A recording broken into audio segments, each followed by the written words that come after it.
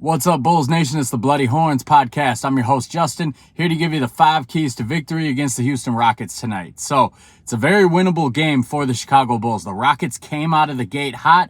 They've stumbled a little bit lately. I believe they are 18-17 right now. They're clinging on to that 8th spot out west. They're a formidable team. It's going to be a tough matchup. The Bulls were riding a 2-game win streak. Granted, that is against the Charlotte Hornets in both games, and that team's dog shit, so we shouldn't really be riding too high from those victories. But still, 2-game win streak coming into Houston. It's a big opportunity for a lot of guys tonight. But here's my 5 keys. Key number 1, Nikola Vucevic, big man. I need you aggressive tonight. I need you attacking on the offensive end. You know, I think we see Vooch start tonight.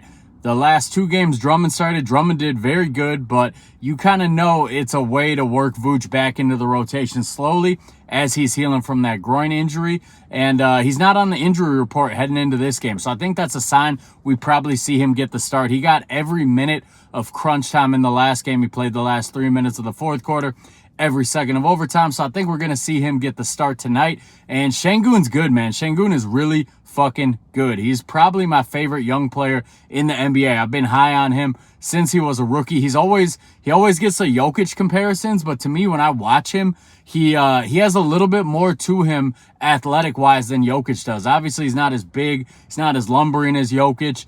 He's not as good as Jokic either. Nobody is. But he does attack the rim. You know, he's had a couple nice dunks on people. He's a little bit more of a shot blocker than Jokic. He's a nice young player, but you got to attack him. If you don't make him work when he's on the defensive end, he's going to eat you alive on the offensive end. So that's key number 1 is I need Vucevic attacking on offense. I need him to have Şengün on his heels, to have Şengün backpedaling to make him work on that offensive end. Key number 2, I need a little bit more from Patrick Williams. His last game, you know, was his first game back from injury.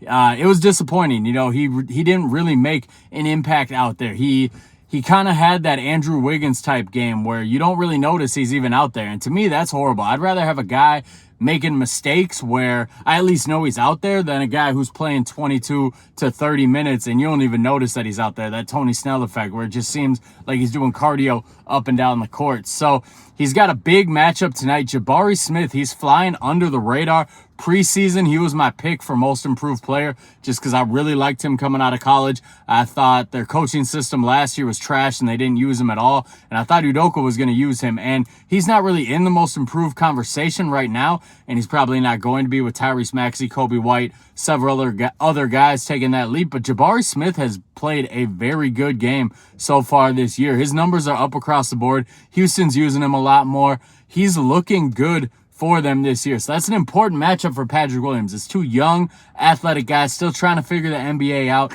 We need Pat to win that matchup. So that's key number 2. Patrick Williams, you got to win that matchup against Jabari Smith.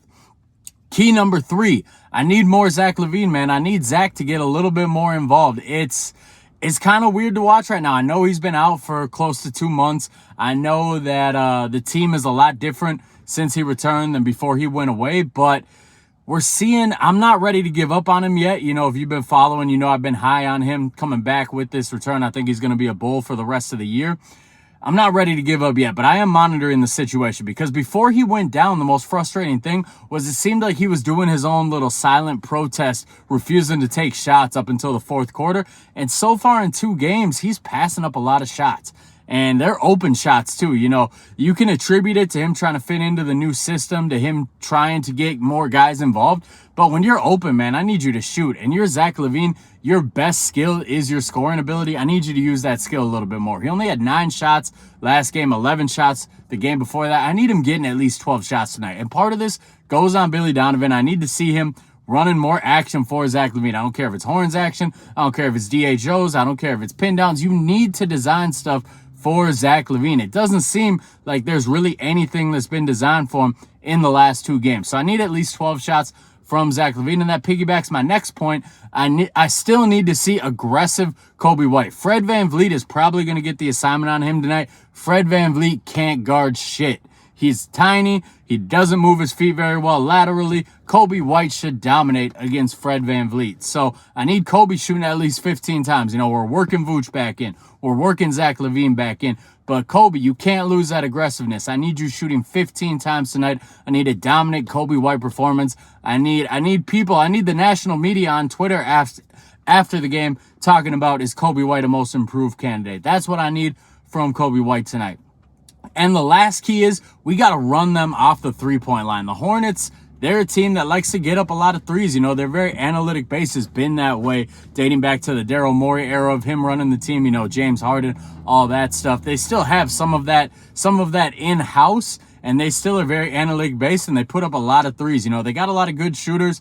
Van Fleet's a 40% shooter. Dylan Brooks, I think he's questionable for tonight. He probably won't play, but he's a 40% shooter.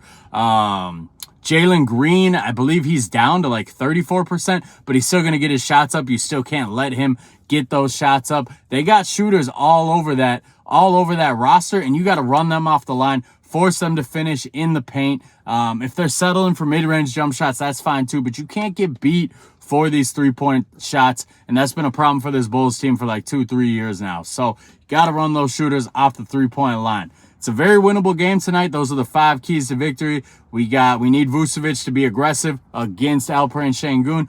We need Patrick Williams to win his matchup against Jabari Smith Jr. We need Zach LaVine to get more involved. 12 plus shots for Zach LaVine. 15 plus shots for Kobe White, and we need to run their shooters off the three-point line. If you guys aren't subscribing already, please hit subscribe on this video. Send it to your Bulls fans. Let's grow this page a little bit. If you're not following on Twitter, it's @HornsBloody. Recently reactivated the Instagram page, so you can follow me on there too. Same handle, @HornsBloody. Throw me a follow. Let's talk hoops. Big game tonight. Let's go Bulls.